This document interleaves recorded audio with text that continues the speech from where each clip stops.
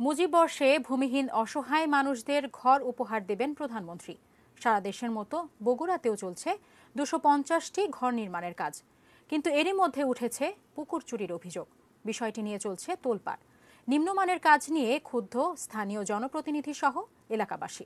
শফিকুল ইসলাম শফিকের ক্যামেরায় উত্তরাঞ্চলীয় ব্যুরো প্রধান চপল সাহার রিপোর্ট। মুজিব বর্ষ এবং স্বাধীনতা সুবর্ণ জয়ন্তী, বাংলাদেশের একটি মানুষও গৃহহীন থাকবে না, প্রতিটি মানুষের ঠিকানা হবে, এটাই আমাদের লক্ষ্য। প্রধানমন্ত্রীর প্রতিশ্রুতি মতো বগুড়া সদরের মহাস্থানগড়, 10টিকা, নুনগোলা, এরুলিয়া সহ বেশ কয়েকটি এলাকার খাস জমিতে নির্মাণ করা হচ্ছে ইটের ঘর। 250টি পরিবার ঘর পাবে। প্রতিটি ঘরের জন্য ব্যয় বরাদ্দ 1,71,000 টাকা। অথচ নির্মাণাধীন এসব ঘরের ভিত মাত্র 1টি থেকে 2টি ইট। মাথা গোঁজা ঠাঁই হওয়ার চেয়ে ঝুঁকিপূর্ণ হয়ে উঠবে কি এই আবাস? ভিত্তিগুলা সেটা হচ্ছে 1টা বা 2টা ইটে দেওয়া হয়েছে।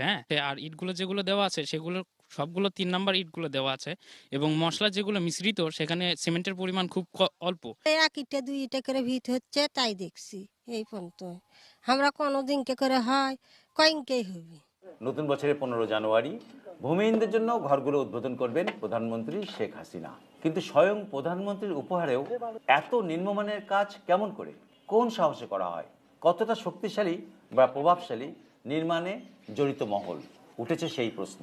যখন জনগণ বলছে তখন আমরা নিজেরা এসে আমরা বলছি এটা যে এটার মান একটু কম হচ্ছে, মান খারাপ হচ্ছে, তখন আমাদের টিএনউ স্যার ওনাকে আমি নিজে বলছি যে এগুলি আপনার একটু মান কম হচ্ছে। মেম্বার ছিল আমার অত্র এলাকার, এর আগে হয়েছিল, উনি অভিযোগ করেছেন, কিন্তু ওনাকেও এই সদর থেকে আর কি ওনাকেও করা হয়েছে আর কি, কথা বলতে দেওয়া হয়নি, হুমকি থামকি দেওয়া হয়েছে।